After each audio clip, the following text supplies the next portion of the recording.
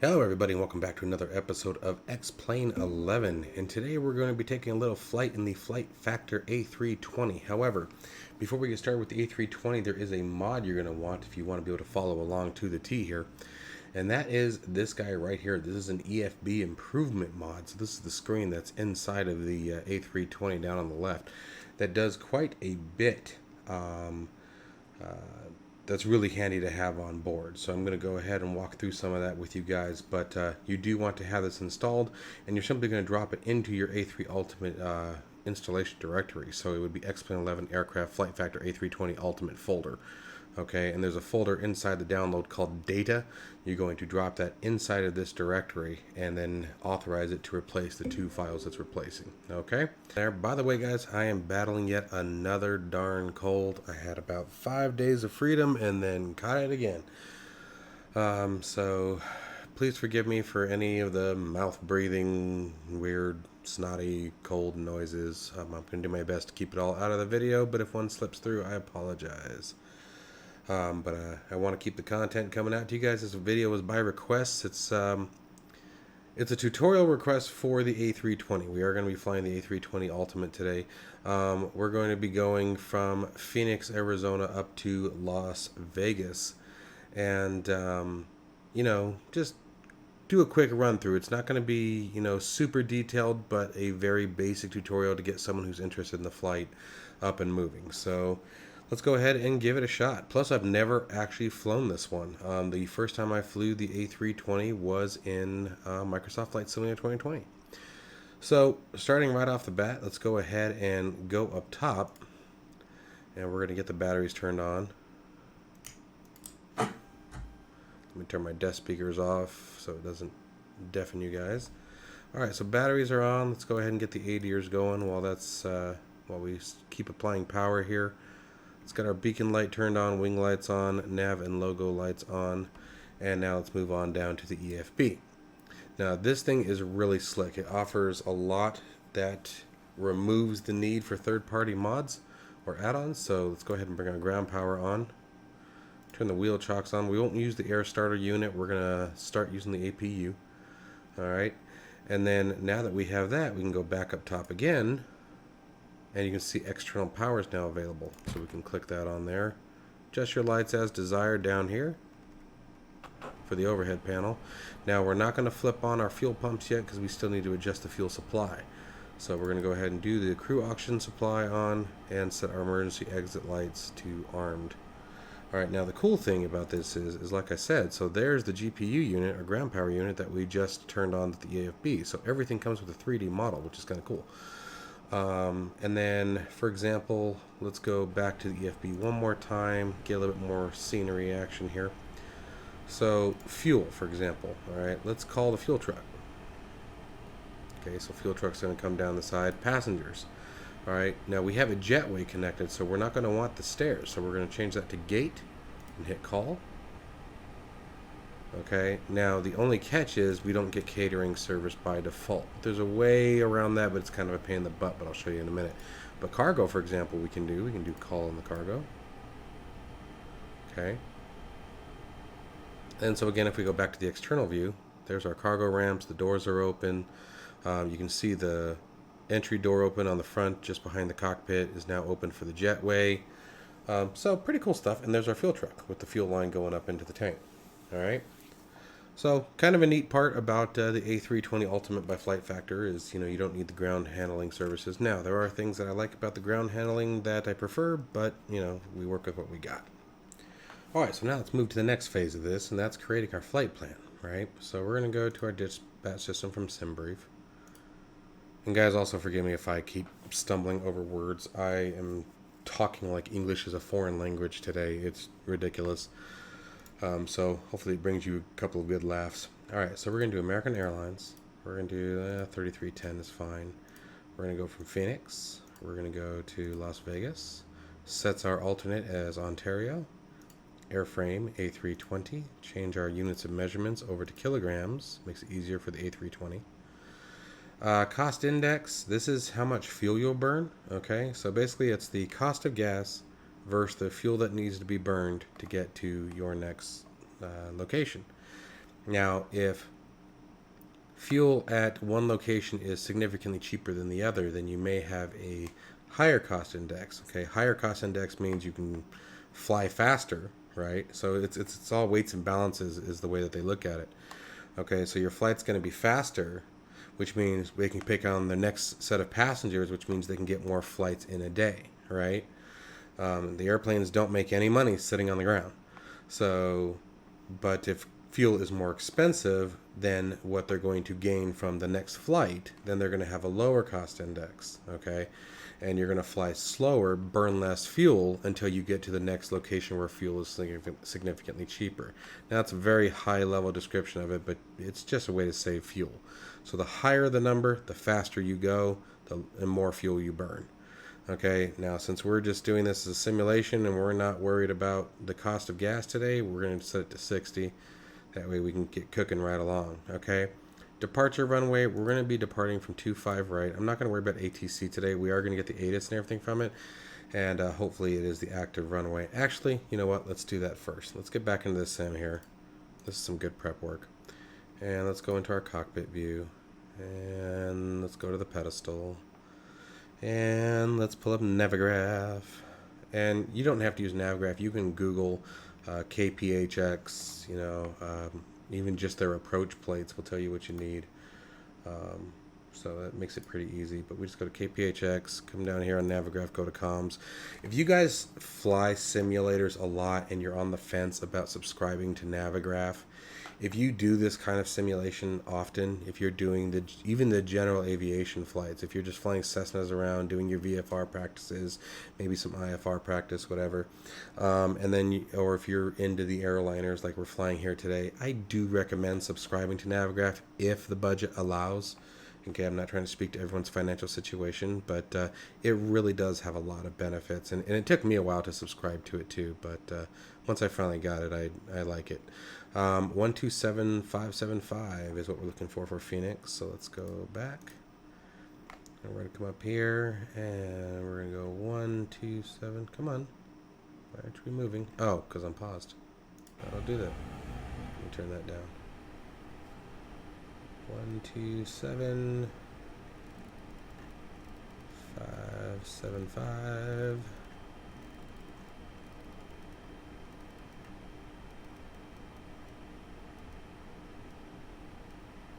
Oh, there it goes. And tab it over. Phoenix Sky Harbor INTL information Quebec. Alright, so we got altimeter 2992, and yeah, we're using runways 25 right.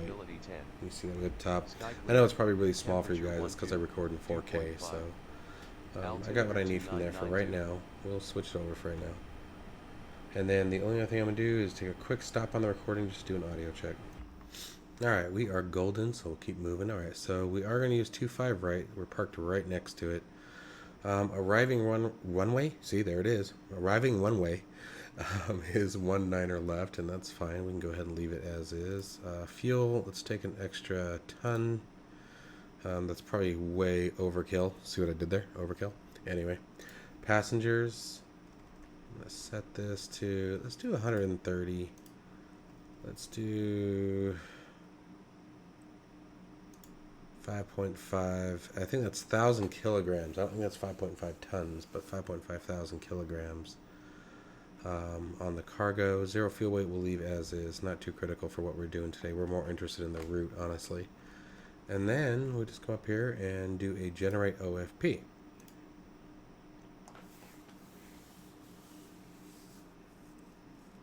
Now, normally at this point, I would print preview the PDF and have it on another screen, but here's one of the other cool parts about this A320. And this is part of why we did that update that I started the video with. Okay, so you want the upgraded update for this, because what we do is you want to come here to settings. Under general settings, SimBrief username, SimBrief data. You want to make sure that these are populated as you see here. Set your IRS alignment as desired. I like 10 times speed. I hate waiting for the IRS. I also use the maximum passenger count for the A320. I don't really worry about the other two, but this one here, tab visibility, these are the tabs up top that you'll see. You definitely want plan, and I'm going to show you why in a minute. Charts tab, everything like that. I'm going to go over later on. I'm not going to worry about that too much. A couple of visual settings. Just keep in mind this little notation here that you may have to restart the sim. HTTP server, not going to worry about that right now as well. And then some virtual reality settings for us VR flyers. Alright, so now let's go ahead and go into plan. Now, plan does have a dark mode and a light mode, so it's totally up to you. Now, the screen itself is pretty dim, truth be told, so it's kind of up to you which one you, although why? Oh, I did it again, I'm paused. Holy mercy. I have my speakers up too loud. Alright, so yeah, you can bring the brightness up a bit, but you have everything you need right here. This is the plan that we just made. So if we go back to SimBrief, okay, and I'll go ahead and, actually, I guess I can grab it from right here. So 6904 on the block fuel. 6904 on the block fuel. Alright, cost index, there's our 60 that we put in, so it drops the last one that you did. Now, if we were to go back to SimBrief and make a change, right? Okay, so we go to edit flight, we make some changes, and then we hit generate OFP again. All you need to do in the sim is hit this reload button, and it'll reload it. So, real handy feature with that EFB modification that we downloaded earlier. Okay, so highly recommend it. It's free. Why not? Why would you not do that, right? And really easy to install. All right, so now let's go to service. There's a couple other really cool things that have happened here. Now, let's move over to fuel for a second. Look what happened. So we can just hit get. All right, so we got our fuel passenger count. What did we say? 130. All right, let's go back and double check our flight plan.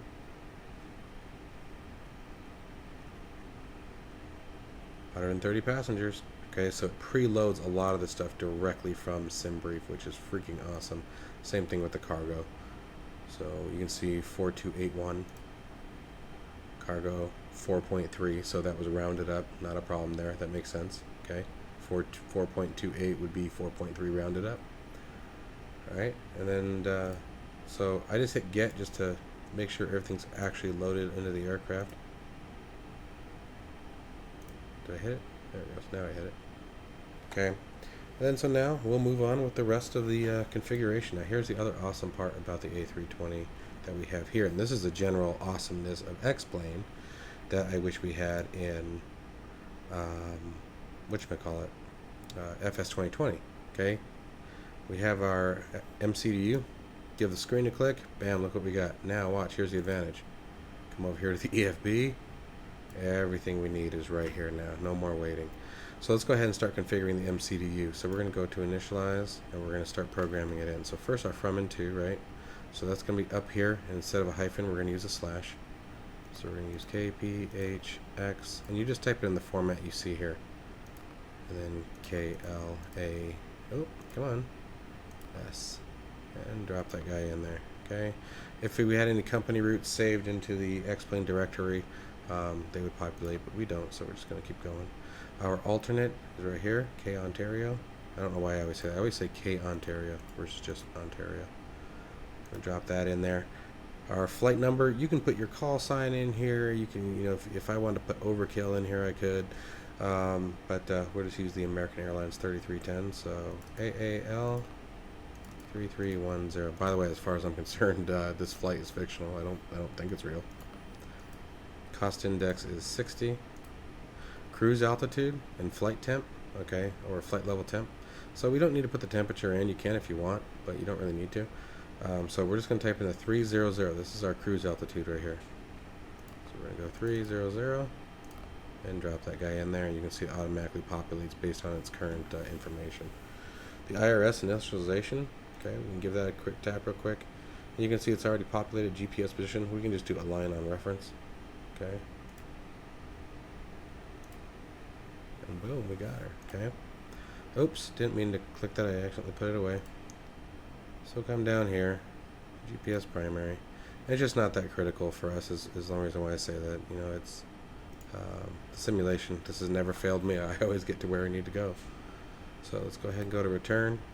Alright, so we're done with the initial page A. Now there is a page B which we'll come back to, but we're not quite ready for that yet. So now let's go ahead and enter in our flight plan. So obviously we're going to start at Phoenix. A flight plan discontinuity, that means that there's missing information between this location and this location. Now this, we can see this, I think we will see this later on. So I'll show you what that looks like, but this just means there's an issue with your flight plan. There's a gap, okay? Alright, so let's start with Phoenix. We're obviously departing from Phoenix. And again, so let's scroll down here and we're going to find our routing. And here it is right here. So we have your alternate route and we have our primary. We're just going to worry about the primary today. We don't plan on having any crashes or anything like that where we would need to divert. So we're going to do KPHX 25 right. So we're just going to scroll until we find 25 right. There it is. Okay, now we're going to use the Zephyr 2 SID, or Standard Instrument Departure. So we're going to scroll up until we find Zephyr 2. There's our Zephyr 2. Now we have Arista right after Zephyr 2. That means this is our transition onto the next waypoint. Or I should say exiting the SID in this case. Alright, now you don't see anything here, so scroll back up. Oops, wrong way. There we go. And there's Arista. So we're going to drop that in, and we see the same thing we see here. 25 right, Zephyr 2 to Arista. And just hit insert. Okay, boom. And then all the waypoints in between are automatically populated. Now, from Arista, okay, here's our flight plan discontinuity again, we have another hop. Okay, DCT means direct. Whenever we're flying direct, it's really easy to enter in the waypoint. We're just going to literally type IGM for Kingman. Alright, and we're going to drop it right where this flight plan discontinuity is. And anytime you get something like this, it just means there's multiple locations for this particular waypoint. You always want to pick the closest one to you. It should always be up at the top. And you can see the difference, 5,300 nautical miles, 6,100 nautical miles, 66, and 146. So chances are this is the one we're looking for. Alright, we're just going to go insert. Alright, boom, there we go. Alright. So now, with the remainder of this, okay, the Tyson 5 is our STAR, or Standard Terminal Arrival Route. Okay, and we use this to get down to Las Vegas, or any particular runway. Okay, pretty much all of them have stars that we would use, but I guess there's a few instances in which you may not use a star. But in our case, we do have one. So we could set that up now, or if you're using ATC or like Pilot's Edge or VATSIM, you may want to wait to enter this and make sure that they actually give you the approach you're looking for, but you could always change it mid-flight too. So we're not going to use ATC today, so we're just going to use the 19er left. Alright, so we're going to click on LAS, click on Arrivals, and just like we did before, we need to select our arriving runway. So in our case, 19er left is what we're looking for. There's 19er right. There's RNAV 19er left, VOR 19er left. Let's see if we have an ILS. I don't think we do. I think ILS is only from the other direction. There's 19er left again. Alright, so what we're going to do is an RNAV. Now the RNAV approach will give us everything except for the glide slope. So we're going to have to bring ourselves in on the glide slope. But we'll manage that. So we're going to do an RNAV, 19er left. And we're using the Tyson 5 star. There it is right there. And we don't have any transitions, so we're just going to clear that. Tyson 5. Let's scroll up. Why are you doing that? I already selected what I wanted. Oh, it wants the VIA. I see. Okay, so we do have a VIA, so let me show you what it's looking for here. So in this case, we're going to go down to the detailed route. So here's our detailed route, right? Here's all the waypoints we should hit. All right, and so we got Prino and Susie here. So let's see what it's got here.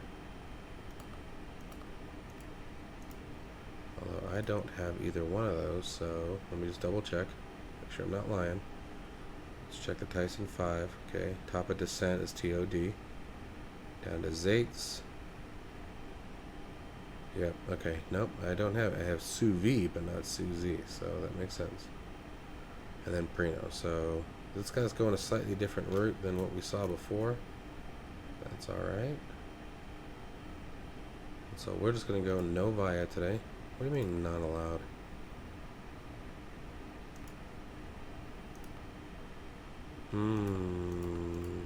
It's a little odd, not going to lie.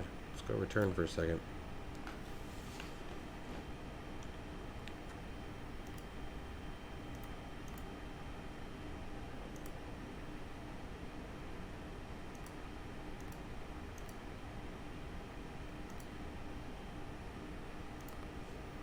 Just try the 19er right approach, I guess. There it goes. Now it let us. That's weird.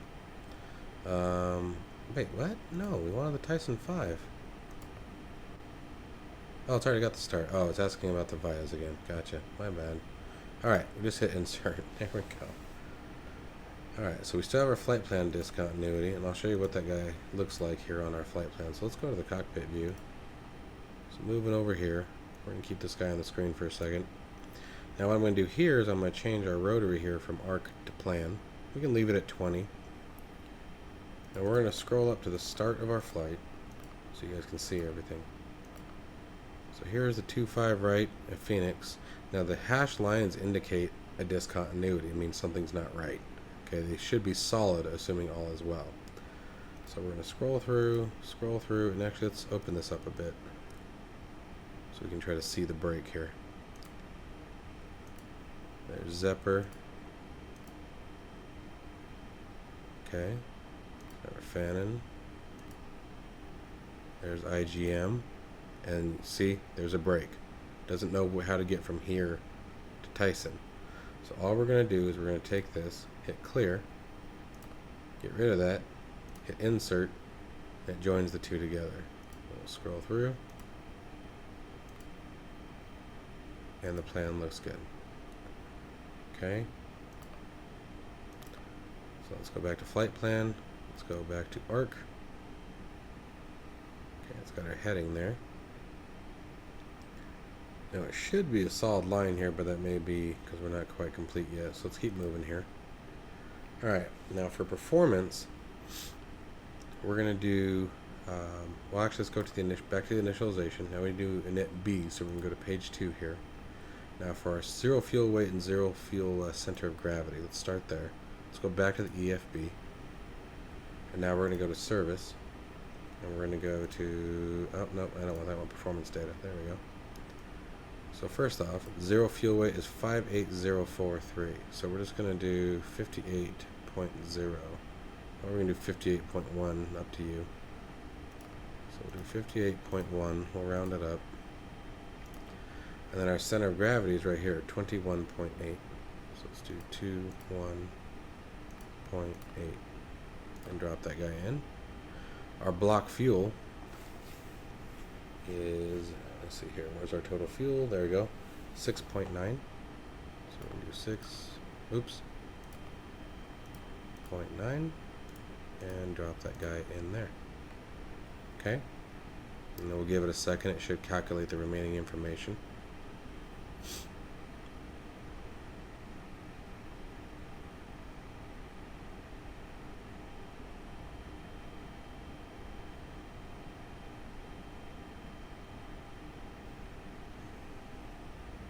There it goes. Alright, so now you have your takeoff weight, your estimated landing weight, our trip time, and alternate time if we want to enter that, but we're not going to worry about that today. And then our final reserves, how much fuel we have on board and how much flight time that gives us. Alright, so pretty easy stuff. Now let's go over to the performance page. And let's start with this here. The M to shift is, this is if you take off from a runway anywhere but the end of it. So let's say instead of taking off at Alpha, you take off at like Delta. Okay, that'd be one heck of a runway, but let's say you do that.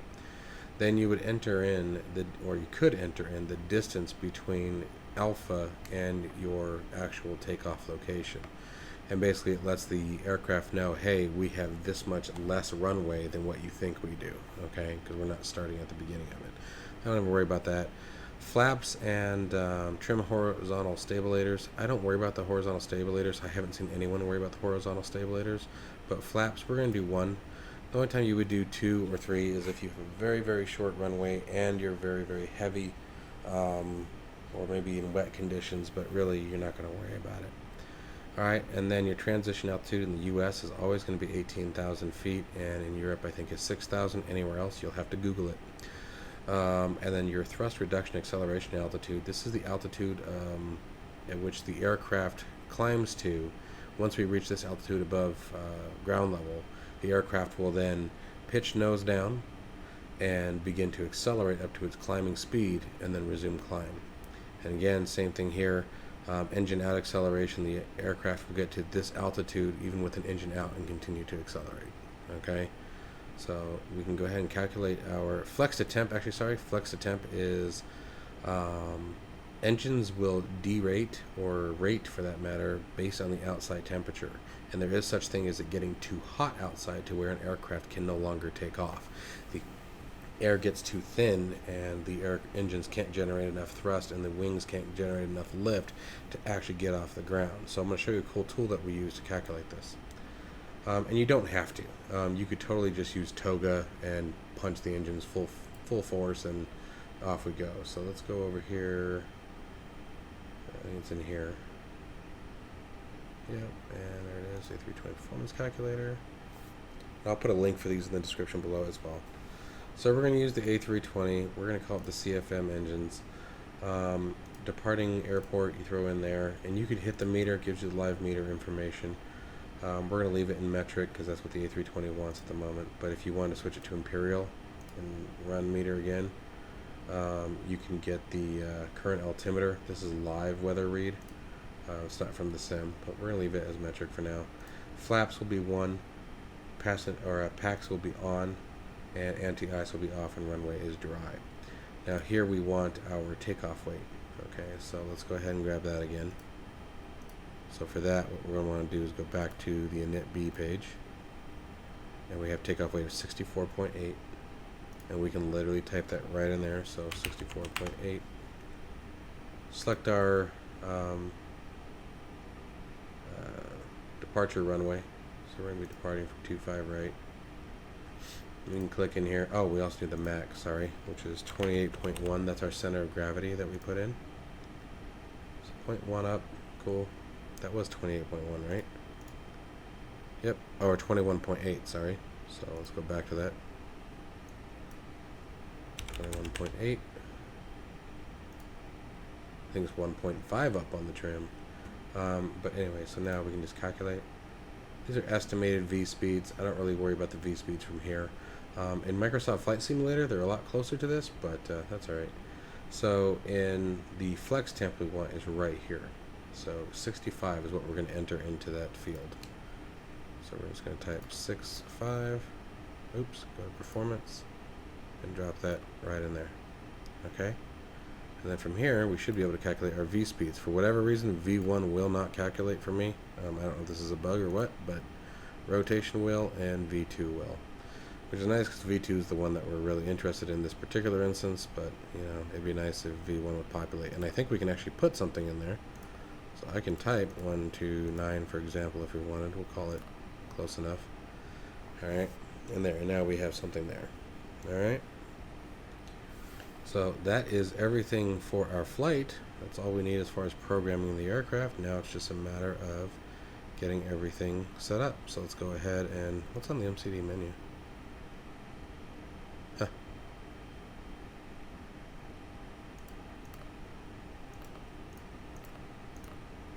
Alright, whatever. So we'll leave the flight plan up. Let's go ahead and close this window and let's start looking at starting this aircraft up. So let's go back to service because that's going to be our next adjustment here on the EFB. Going up top now, we're going to assume our refueling is complete. So actually, let's go back to the EFB. Sorry. Let's go to fuel and tell the fuel truck to get on their merry way. Passengers, let's go ahead and move the gate. Everything is closed up. Alright, cargo, tell them to close their doors. We're ready to get engines started and move on about our merry day. So now we're going to go ahead and go to the overhead panel. Spin up the fuel pumps. Get the APU master switch on and the start switch. Get the APU starting.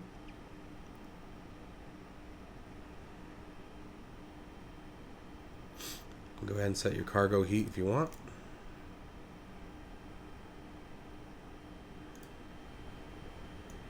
And you can see now that the performance information is complete, we have a solid line. Okay, so let's go back to, it's about 40. Let's get our flight directors are on. Let's turn the constraints on. This just shows the altitude speed constraints on the nav display. Okay, for our V2 speed, we do need to check that again. Let's go back to performance. We want 138 plus 10, so we're going to throw that into the system here. 138 plus 10 is going to be 148. There we go. Auto throttle can be engaged now if we want. Let's go to the autopilot menu. Let's move forward. Auto brakes, we want max in case of a rejected takeoff. Set our initial altitude. We're just going to go straight to transition altitude. And you can click this guy over and move in by the thousands. So we're going to go straight up to 18,000 for startup. Like I said, we're not worried about ATC today. Alright, let's get the constraints up on this screen as well. And let's check our overhead panel. Alright, our APU is now available. Now another way we can check that is if we come back to the autopilot, we should be able to bring some of this down here. Nope, it goes back. I hate that it does that. Let's see here. Should be able to use the pilot's view. There we go. If you come here, I hate that it does this. And let's see here. We want the APU screen. You can see it says available here and it's powered on to 100%. Alright, so let's go ahead and come back up top to the overhead panel. And to switch the power from the generator to the APU, we just need to hit the APU bleed switch. Give it a second, make sure the bleed transfer is complete. Typically you'll be able to hear it. Once that's done, we can disengage external power. You can see everything's still on. Okay? So now, coming back to the pilot view here. It's because it wants my track IR is why it's being a pain. Alright, so our next step here at this point is we can check the pedestal for a few things. Now, something I found weird is you can't change the transponder code in this aircraft, which I found to be a little awkward. Let's turn those floodlights down, we don't need them. But we would want our transponder to on. Our TCAS, traffic cautionary avoidance system, we're going to wait until we get rolling on that one. But let's see here. Predictive wind shear isn't functioning here. And the weather radar will wait until we're pushed back and out of the way. That way we don't melt anyone's head. Speed brakes, we want them forward and armed. We would normally lock the cabin door at this point. We also want to go up top and trim the seatbelt lights. No smoking signs. Let the cabin know that we are ready to get out of here. Alright, so now that we're running on APU power, let's go back to our AFB, goodness, and turn our ground power unit off and ask that the chocks be removed. Okay, let's go back to the pilot view here. Next thing we need to do is set our pushback. So let's go ahead and go with better pushback today. It's pre-planned. And let's see here, we're going to be going for 2.5 right, so we are going to come out this way. It looks like it's just about got us here. That's kind of handy. We'll come out here to the taxi line, or the pushback line. Let's see here, Parker right about there. Just give it a click and then quick enter key. We're on the cockpit. Plan acknowledged. Call me through the menu when you are ready. And we are ready, sir. So let's go ahead and give you another call. Better pushback. Come get us, bud. Cockpit. Tow is driving up. While he's doing that, I'll get the old head tracker ready to go.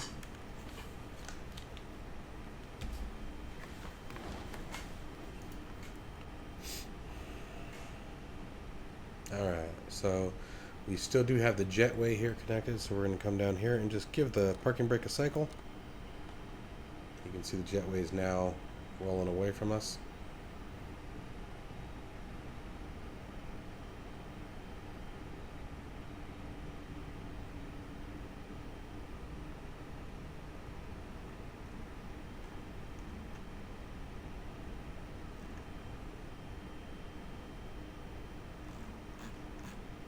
Okay, all doors and hatches are closed. Ready to connect.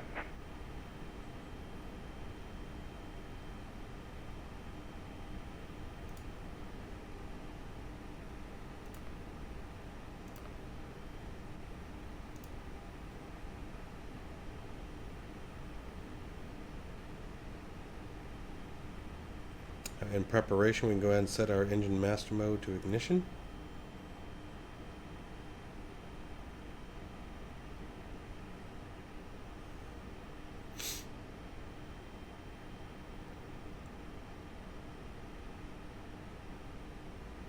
I'm gonna give. Tow connected and bypass pin inserted. Release parking brake. You got it, boss. Starting pushback. And you may start engine. Alright, so it gives us the clear to start the engine, so we're just gonna go ahead and flip on engine 2. You can see N2 cycling. We also want to start the chronometer, time the engine starts. You can use either this one here or this one here.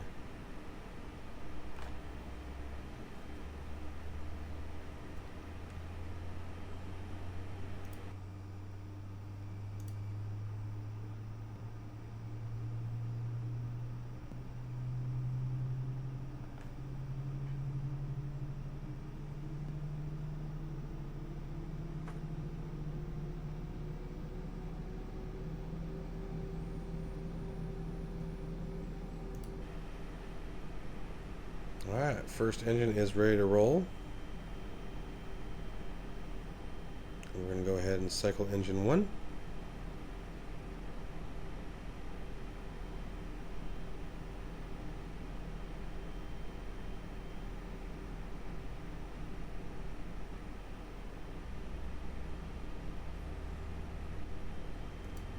And I should have cycled those. The chronometer, forgot to do that. Guilty as charged. I actually forget the chronometer a lot. Now that we're pushing back, oops.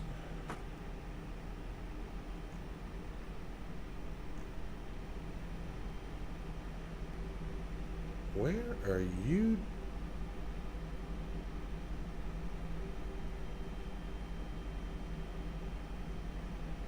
I'm not sure what our tug is doing here.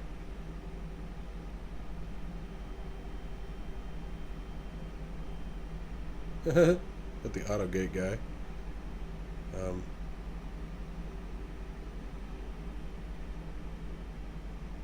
Okay, apparently I told him to bring us in a little too tight. My bad. Poor guy. Anyway, so he's just getting us to where I told him to put him, so, I mean, it's not his fault. Alright, so... looks like we're just about there now. Operation complete. Set parking brake. Parking brake set. Disconnecting tow. Stand by.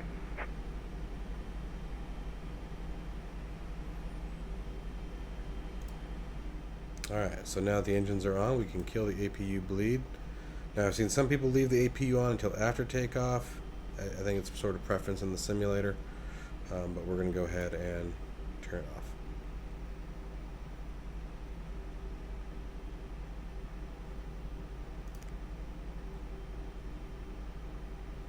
We're going to set our nose wheel light to taxi.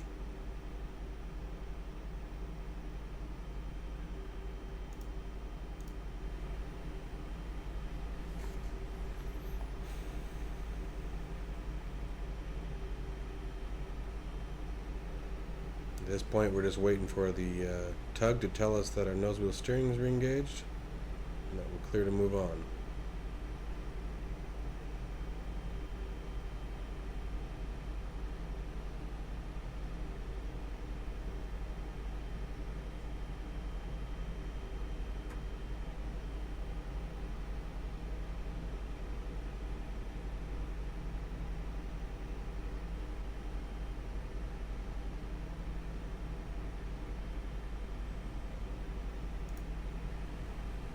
Oops.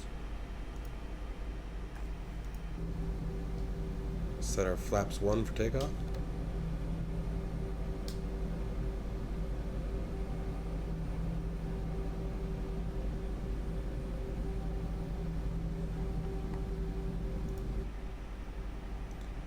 Is he still out there? Still out there.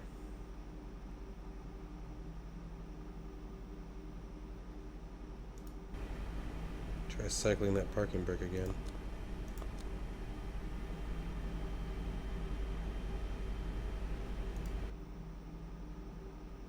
Alright, so I've seen this before where the tug just sort of hangs and freezes. I'm not sure what that's about. Maybe we need a new version. But so what we'll do is go down to better pushback, or excuse me, the plugin admin. Find better pushback. Give it a quick tick. And then a tick again, and now we should be good to go. So it happens, not a big deal. Still fun little add-on. You don't need the APU anymore. The engine bleeds. Actually, what we should do is our flight controls. So here we'll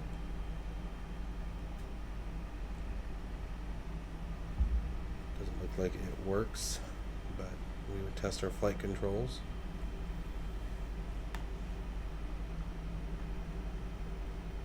And now we are ready for taxi.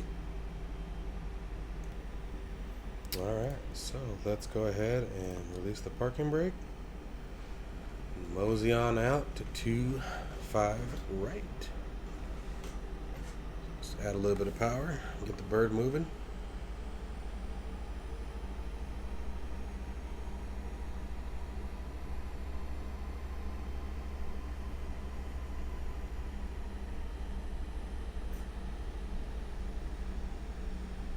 Move our way up to the Echo Taxiway. That's this guy right up here.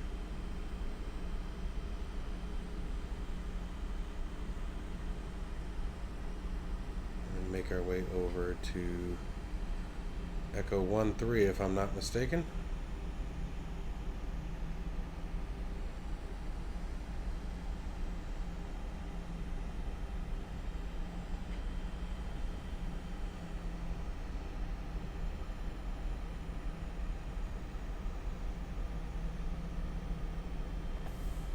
Normally we would hold short here and wait for ATC commands, but again, we're not worried about ATC today. 2-5 right. Turn our landing lights on, nose wheel light to take off, runway turn off lights on. Get center lined with the runway and stop looking like a dork. 2-5 right. Alright.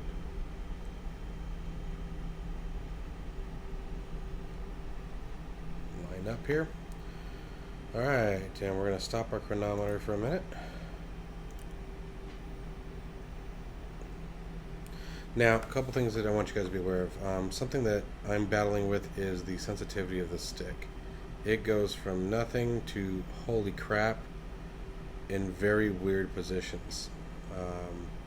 You can see that crosshair moving, that's relative of the stick position, but I can tell you right now I'm pushing a lot further in. I've been playing around with the curves, so if the takeoff is a little weird, like it goes nothing, nothing, nothing, nothing, nothing, and then like, holy crap. So you're going to want to mess around with your curves possibly. I had to mess around with the ones for my rudders as well. My rudders weren't sensitive enough. My stick was too sensitive, still a little too sensitive. And then the other thing you want to make sure is you have your throttle reversers mapped for the landing. You're obviously going to want your reversers. And then what I did is a toggle reverser, so I just push a button and they go into reverse thrust. And how that works real quick, I'll show you guys, is I tap it, you can see they're in reverse, and then when I push my throttles forward, it increases their power. My throttles are now idle, my physical throttles, and then I tap that toggle reverse button again, and I'm back in normal operation. Okay, things you're just going to want to watch for later.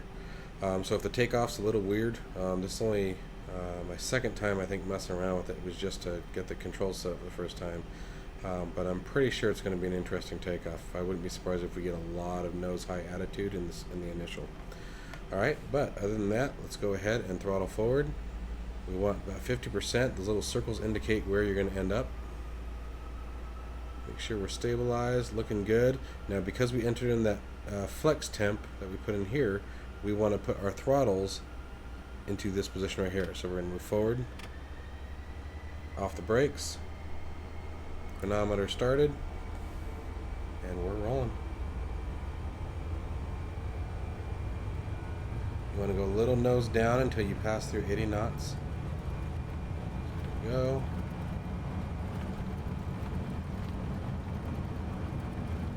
Approaching V1. There's V1. There's V rotate.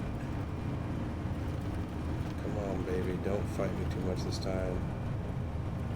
Come on. No. Come on. See, there's that crazy. It's my joystick axes that are nuts. Short runway. We're not on a short runway. It's just can't figure out the joystick. So the idea behind it is you're supposed to climb very smoothly at about a 3 degree per second climb. And once we pass this S here, we want your flaps up. So flaps coming up. Once you get about 100 feet off the ground, honestly, you can engage your autopilot, but it's really pilot preference at that point. So autopilot's engaged, and then once you see the levers climb, we want to move our thrust levers back into the climb position, just like so. Okay, and that's it. We're off. At this point, it's just a matter of adjusting our altitude and making sure that we fly the way we need to. Yeah, sorry about that goofy takeoff. I knew that was going to be weird, and I just need to figure out my axis tuning a little bit better. It's just real wicked in that lower range. It's like it's not enough response. I get no response, no response, no response, and then bam, all of a sudden I just get a ton of input, which is why we see the up and down craziness that you guys just witnessed. It's just got to try to figure out that fine line between. It's going to require me to tune them a little bit more. Is that I haven't really messed around with this aircraft in X-Plane 11 much, so learning curve. So at this point, we're just sort of going to be following our flight plan here, making sure all goes well, watching for any weird behavior in the aircraft, monitoring our speed and altitude restrictions. At this point, we need to be above 5,000 feet by the time we hit our first waypoint here, or second one, excuse me. Ooh, excuse me, that one snuck up on me. At 10,000 feet, as we pass through it, we'll shut our lights off, our external lights.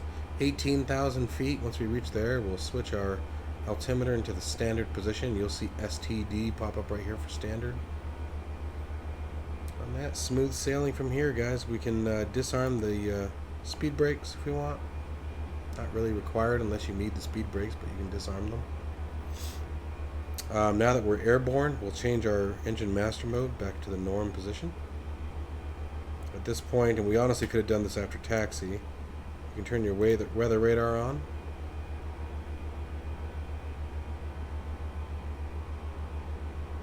Then adjust your flight display, your nav display, to your desire. So there we are, passing, about to pass through 10,000. So let's go ahead. Oh, dang it, I forgot it. When you reach the runway, you should be turning your strobe lights on. So I forgot to do that. That was my fault. But anyway, we can take our landing lights, turn them off, nose wheel lights off, and runway turn off lights off. Okay.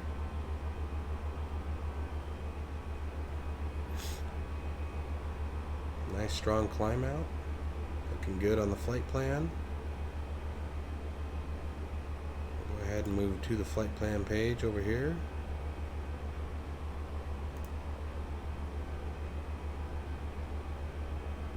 Here we can see our fuel used, oil pressure, or oil quantity and pressure, excuse me. Up here we have the thrust mode, so we're in climb. The nav mode in climb, or the pitch mode is in climb. Navigation mode is enabled, meaning that we're using the FMC as our nav point. Autopilot 1 is enabled, flight directors 1 and 2 are on, auto throttles engaged. Our target altitude is 18,000 feet. Speed restriction currently at 321 knots. And then our current altimeter setting, gosh, I can't talk.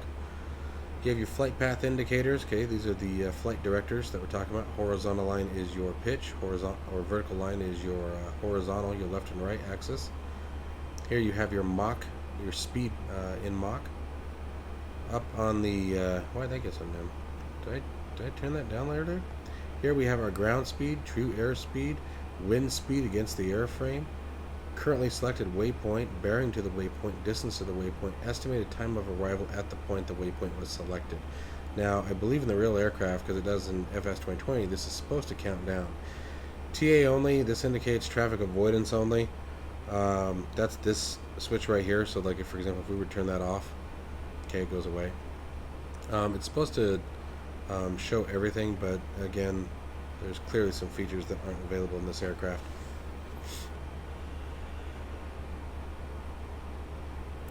Alright, so we're climbing through 14,000. I think we're going to go ahead and push us on up to our cruise altitude of 30,000.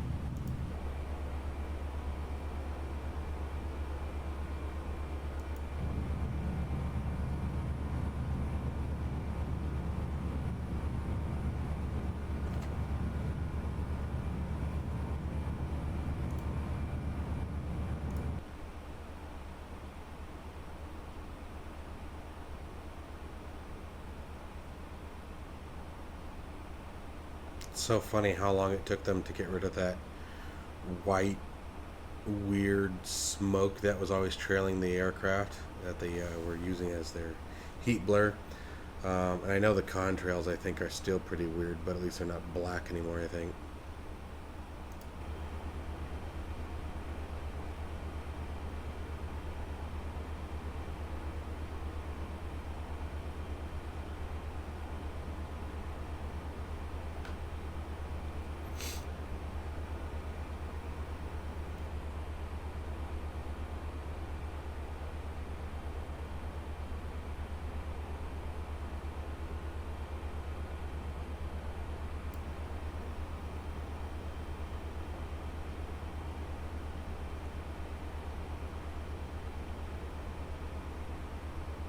Now, in case any of you guys missed it, the Phoenix altimeter reported 290902, which is why we didn't adjust it to anything.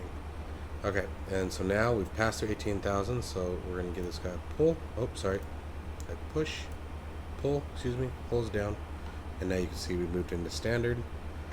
And that's basically it, all the way until our cruise altitude now. So it's just, at this point, you would listen to ATC, follow any ATC commands where they tell you to turn or descend, etc. Stay at any altitude restrictions that they give you. So if ATC tells you 20,000 feet, you stay at 20,000 feet until they tell you otherwise. But since we're not using it today, it's just a matter of letting the aircraft go up to its cruise altitude, and that's basically it for right now. It'll follow its flight plan up onto target.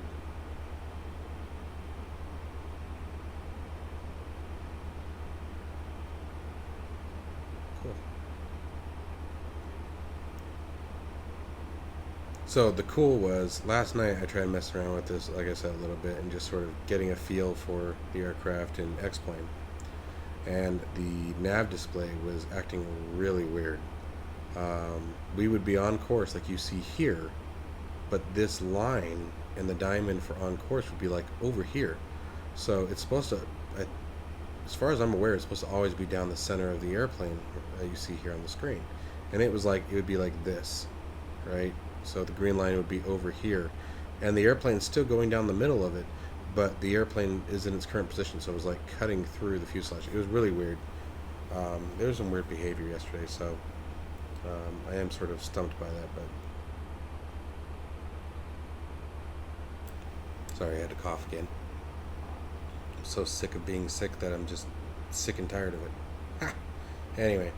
Alright guys, well, so this is pretty much it all the way up to cruise, so I'm going to let her get up to cruise, and I'll see you guys back in a bit as we get closer to the top of descent.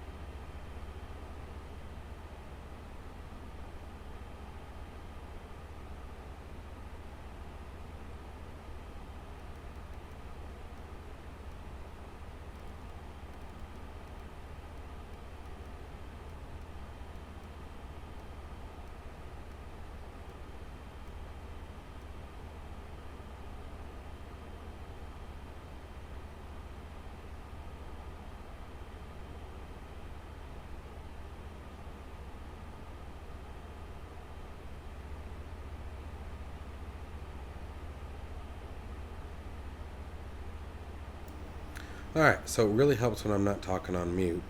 So what I was saying there was on the MF or on the MCDU we saw enter destination data. When that pops up is when you're 180 nautical miles away from your destination and this approach phase has not been populated. So again, you go to performance. This will be the default page you'll be at when we're at cruise. We're approaching our decel point. Okay, so we'll go to next phase and find approach, and then we need to enter this information in.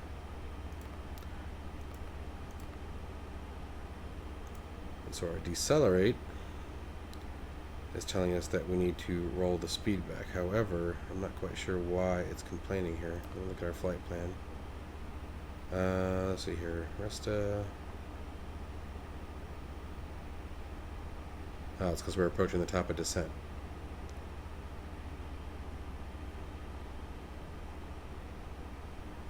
The auto throttle should do that on their own here, though.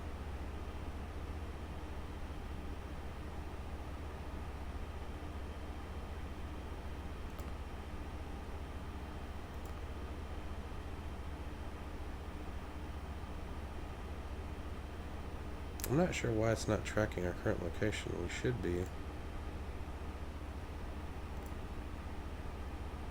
Oh, because it wants us to descend. That's why. So let's go ahead and roll our altitude down. Set to about 20,000 feet here. And by IGM, we should have been at 28. So that was our bad. And so what I'm going to do here is just do a up click here. And you can see we're in descent. Throttles are in idle. Okay, and the descent warning went away. The decelerate, excuse me. So by pushing up, and you can see this is just the orange dot indicates that the computer will manage the descent. It's going to determine how fast we descend and at what speed we descend at. If we go down on it, it puts us into what's called open descent. And the difference is that in open descent, the computer will not honor any altitude constraints. If you set it to 20,000 feet, and at the next waypoint you're only allowed to be at 25,000 feet, the computer isn't going to acknowledge it. It's just going to keep on descending. Okay, so descent means that the computer will manage the descent, honoring any flight constraint or altitude constraints as well. Okay, so we're on our way over to Tyson, and at Tyson we're projected to be at 11,000, so I'm going to go ahead and get that down.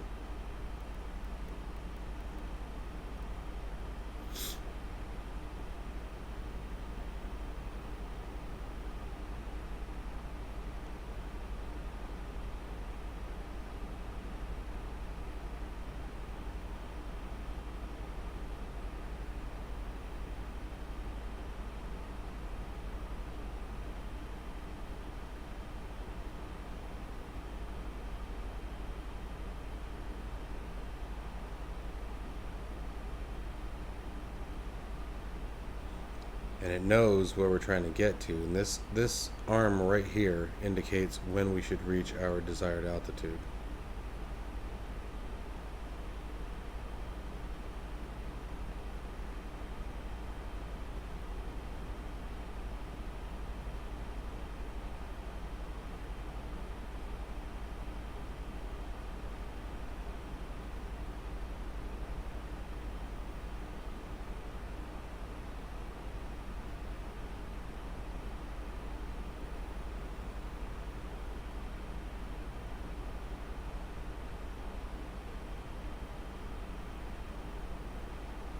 And then by the time we hit our decel point, the approach phase will automatically activate.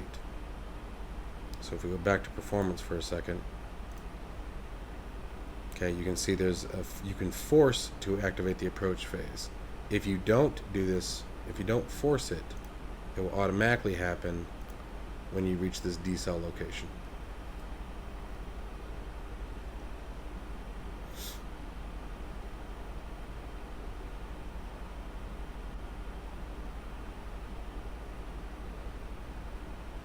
And if we were using ATC, any of the air traffic controllers at this point, as we descend, once we were given the command to descend below 18,000, they would give us the altimeter. But since we don't have it, we're just going to leave it as is until we get Las Vegas on the line here. The only thing you want to watch is this. We're cooking along pretty fast.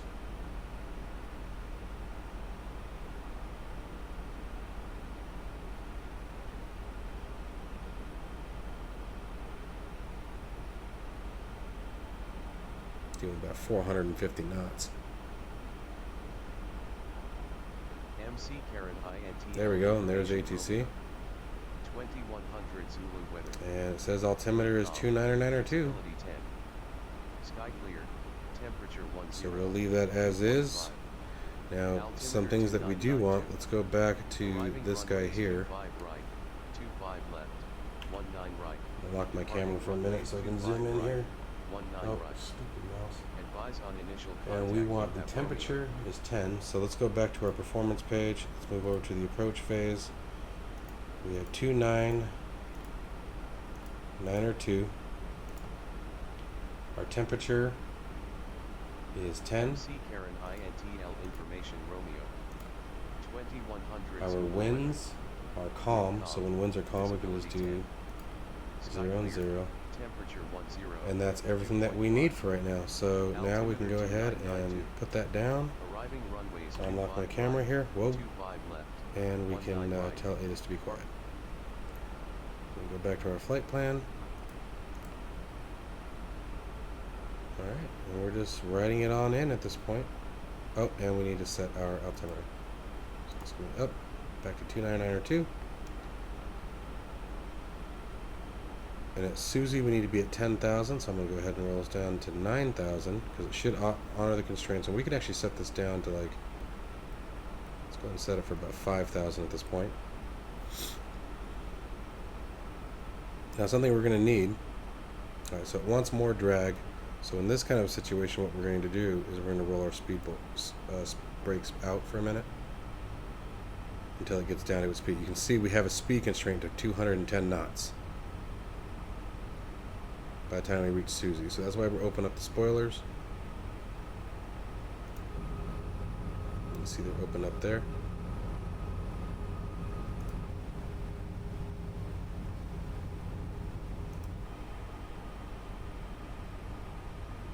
Now we're restricted to 10,000. Magenta means restricted.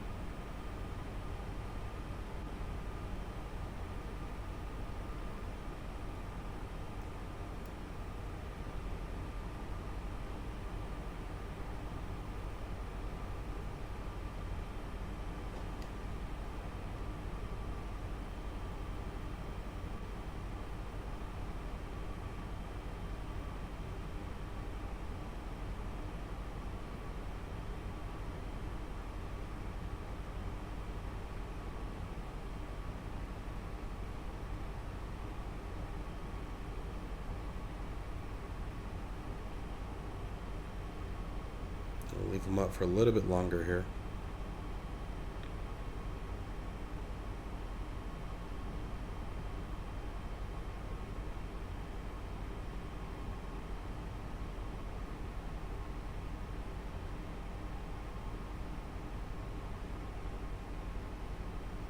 And that's close enough. Let's go ahead and pull those forward again.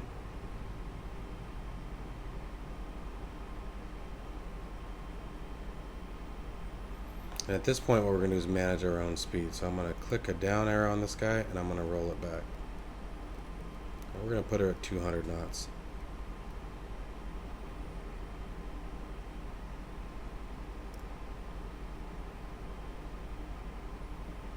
Now we're going to be approaching 10,000 feet, so we can get ahead of the game, and landing lights back on. For takeoff or for landing, we're going to use our taxi light. And runway turn-off lights can come on as well. And then just chime the cabin, let them know, hey, getting ready to land.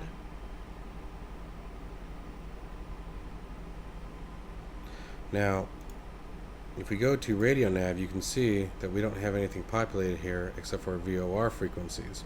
And that's because we're coming up on the RNAV approach. So what we can do here is we can verify that we have everything that we need. So for 19er left, or 19er right, what we're going to look for here, there we go, is 116.9.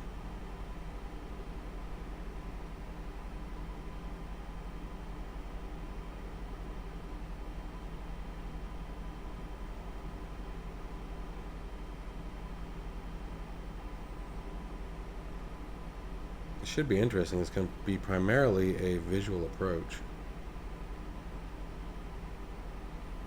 Let's see if 1169 is in there. 116.7. So it's already got the VOR frequency.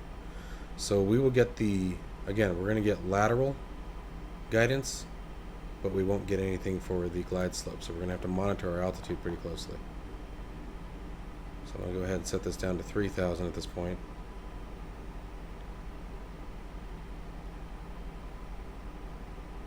And so restricted to 10,000 until we reach Preno, and then it should start descending again.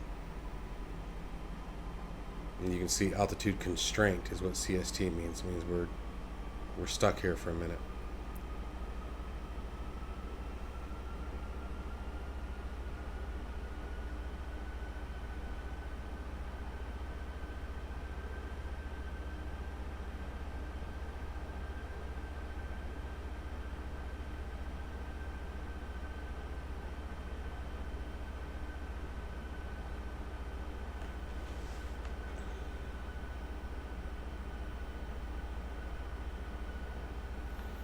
Now, something else we can do, we can go ahead and arm the auto brakes. We're going to be using medium today. We have a long runway. We're a relatively light aircraft. We don't need the max brakes. It's a nice dry day out. It's cold today, though. Believe it or not.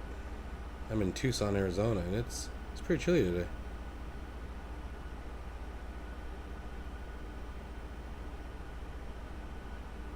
We're in close enough. I'm going to turn off the weather radar. We don't need it. Not like there's any weather to be concerned about. Alright, so you can see here that from our endpoint here to here is just about 10 miles, if that. So we're going to move real fast. What we're going to do is right about here, we will activate the localizer, or not the localizer, bring the flaps down to flaps 1. Okay, start reducing our speed down to our approach speed, and we can find that if we go to performance. Okay, and let's go ahead and activate the approach phase now. That's fine. It'll always ask you twice. Okay, and we're going to be looking at approach speed of about 137 knots.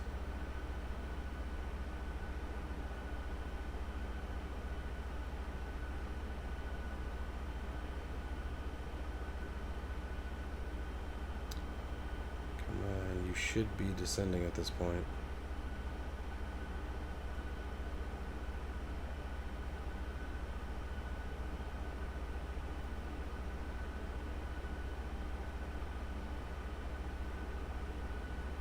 Alright, so it stopped descending, so I'm going to force it, give it a little click.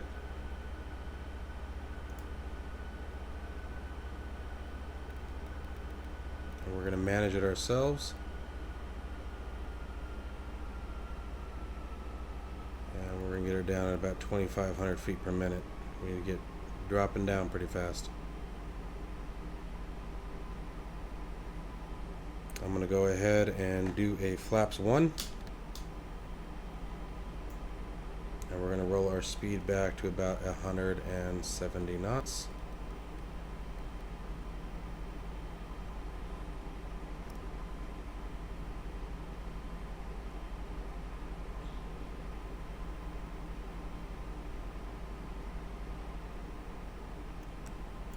Pull those speed brakes out again. Trying to manage our speed, keep us from going over while we descend.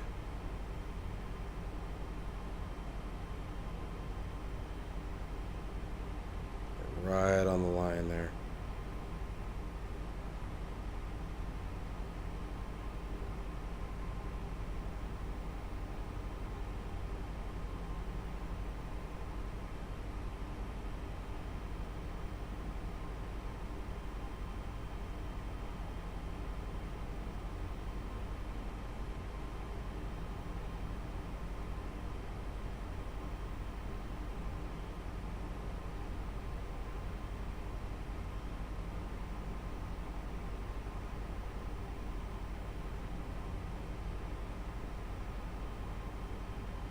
I don't know if we're going to get down there fast enough.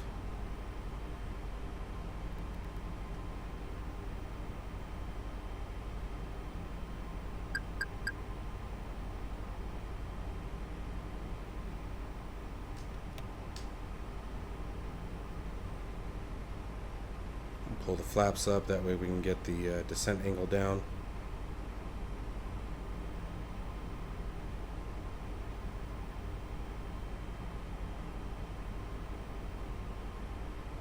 This is all going to happen very quickly here in a minute.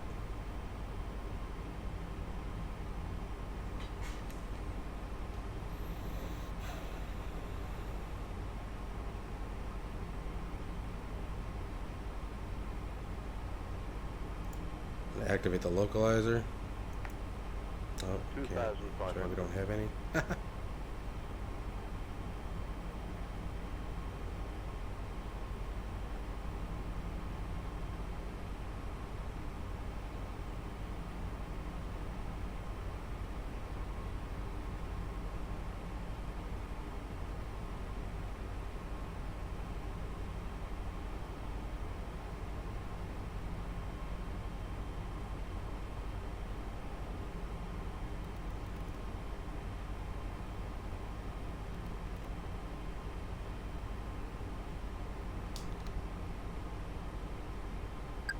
$1,000 above.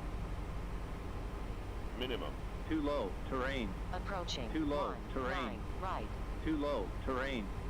Too low. Alright, so what we're going to have to do here is do a go around. Flaps. Too low, terrain. Too low, terrain. Too low, Unstable. terrain. Unstable. Terrain. Terrain. Terrain. Terrain. Pull up. Caution Terrain. Terrain. Terrain. Terrain. Terrain. First time I've ever had this problem. Yes, hush. Terrain. Terrain. Caution terrain. Terrain. Caution Speed terrain. brakes up. Terrain. Terrain. Terrain. Terrain. Terrain. Unstable. Too low, Unstable. terrain. And we're going to go back up to 3,000. We're going to take our heading mode so you guys can see all kinds of cool stuff this time. I hate that. Start turning us around. Let's go up to 4,000.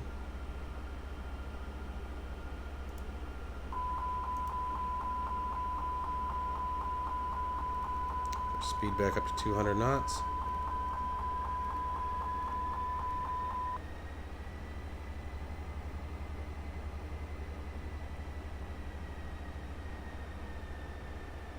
Now this would not be the proper way to handle a go around, but I wasn't even expecting to have to happen. And again, this was a short sighting on my part.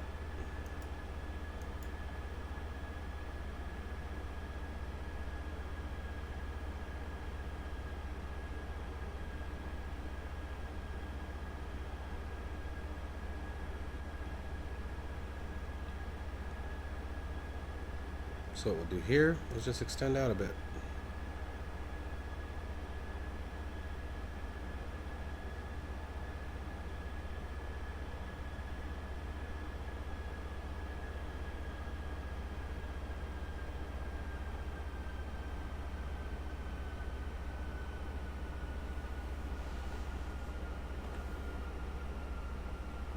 Stay configured here. We're going to come back to flaps 1.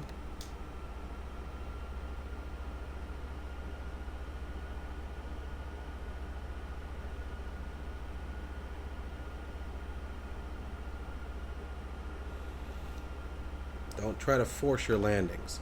I'm actually kind of glad you guys saw this.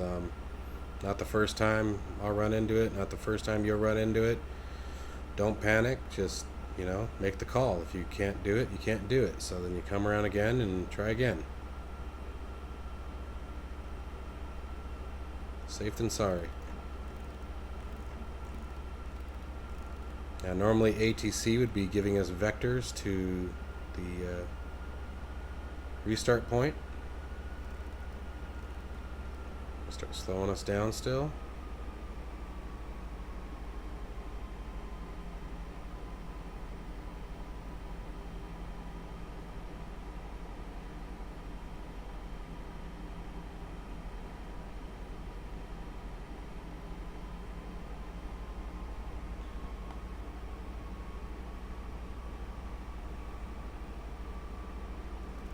We're going to keep slowing her down. Flaps 2.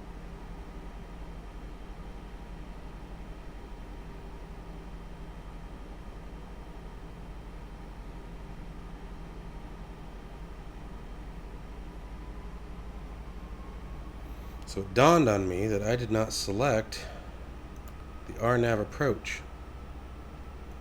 So what I'm going to do here, oh, it terminated the flight plan. That's okay. Alright, well, that's the way it goes. Alright, so we need our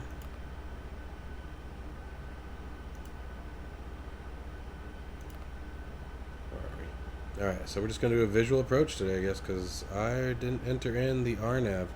I think I selected just the 19 right, which is a visual approach. Almost positive that's what I did. And that's why now it's just giving me the departure information. So, require a little bit more configuration to get back into an RNAV, so we're not going to worry about it today. Let's just go ahead and bring it around. And we're going to get our gear down. Go to flaps 3. Use our speed to 150 knots. Get our altitude down to 1,000, 2,000. Keep turning it over.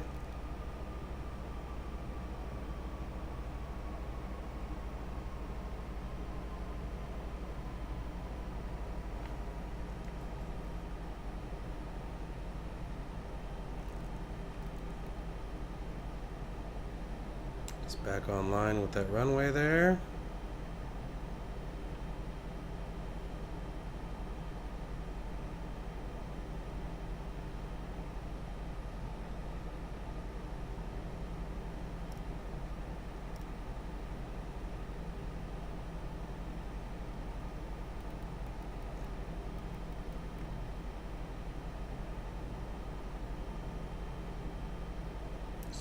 Take your time, fly smart. 100 above. 1,000 minimum. Alright, so what I'm going to do at this point is I'm going to disengage the autopilot and the auto throttle, and we're going to take her in ourselves from here. Go full flaps.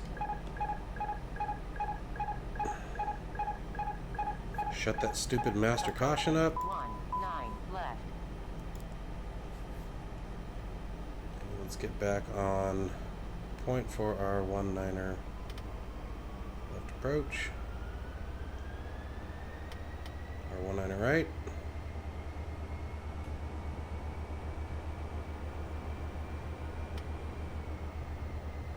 Approaching runways.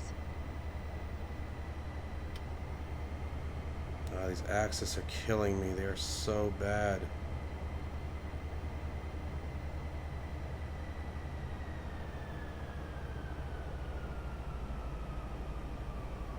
$500. 400. Come on, baby. 300. 200. 100. 50, 40, 30, 20. Retard. Coming down hard. Retard. Alright, little bounce. Thrust reverses out.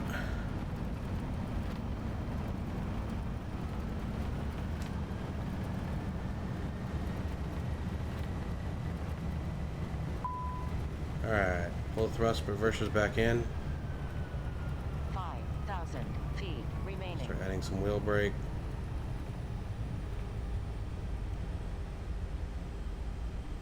Whoo, and we're down. Okay, so really sorry about that horrible landing. Again, that's my axis talking. I got to figure out how to get that smoother in the joystick. I was having to use a ton of joystick to get a little bit of input, and all I was looking for was a little input, and I was getting a ton of input. So it was just really not good situation there. Alright, once we've crossed the line there, we can go ahead and disable flight directors, clear our warnings.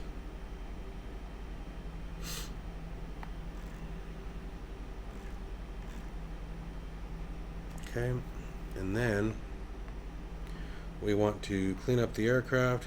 So flaps up. Speed brakes are good. Auto brakes disarmed. Landing lights off. Nose wheel out and taxi. Runway turn off, lights off. Oops. Yep, well, strobe light off too. That actually works. Okay, and now just taxi to the gate. So again, normally at this point, ATC would tell us where to go. We're just going to go and pick one.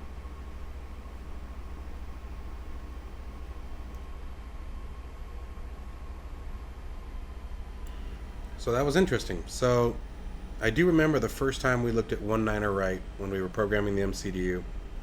I remember I did hit 19er right for the RNAV, but then I think I remember we went in and changed it.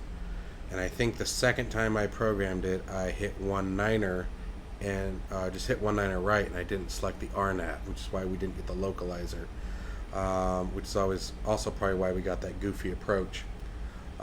We got a very short approach. It's not terribly uncommon. I just wasn't expecting it, so that was on me.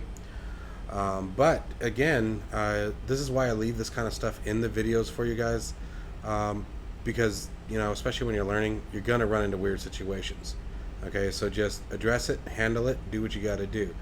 That approach, once we turned it back on towards the heading runway, that would have been a lot better if it hadn't been for my controls. My controls are just so screwy, and I'm going to have to really dive in deep to figure out what the heck's going on, because it seems like no matter what I do in the axis tune, it's like all it did was give me a huge dead zone, is what I've basically is the way to describe what my joystick is doing right now. I get nothing, and then a whole ton of input, and that's why the plane was all over the place. That's why I came in so hot, and it was ridiculous. Apologize for the terrible landing, but you know, we work with what we got, I guess. Do we want to land over with Southwest? Do we like these people? We like Southwest, right? Let's go hang out with the Southwest buds. Because I don't see any American. So we'll just go ahead and park over here.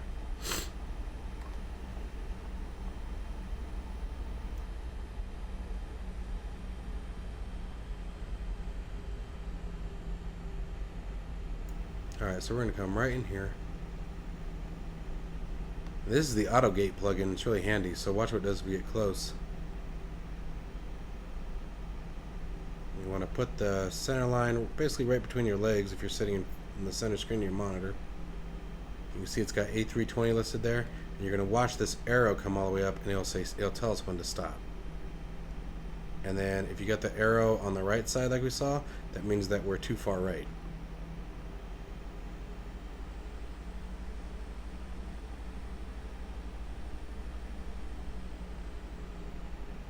So at this point, throttles are at idle. Starting to brake and stop. Oh, too far. Oh wow, that's what we're getting.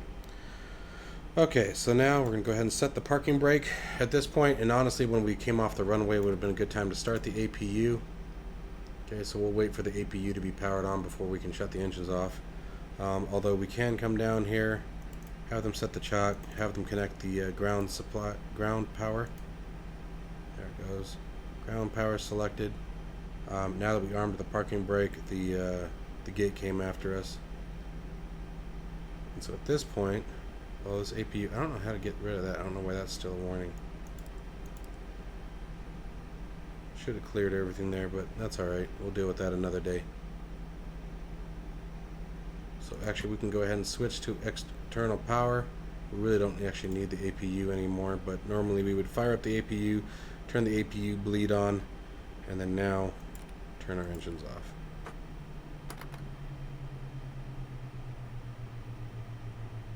And you could leave it in this state at this point if you wanted to do a turnaround.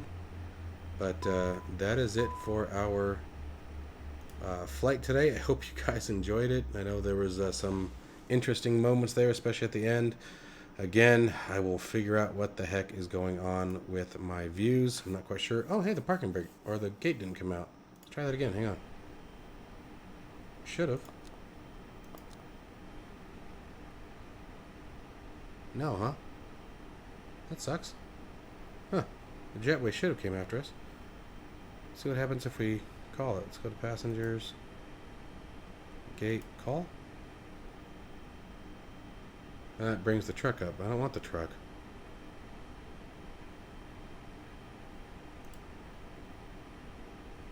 Let's go gate and try call again. It should bring the gate up. Open the door.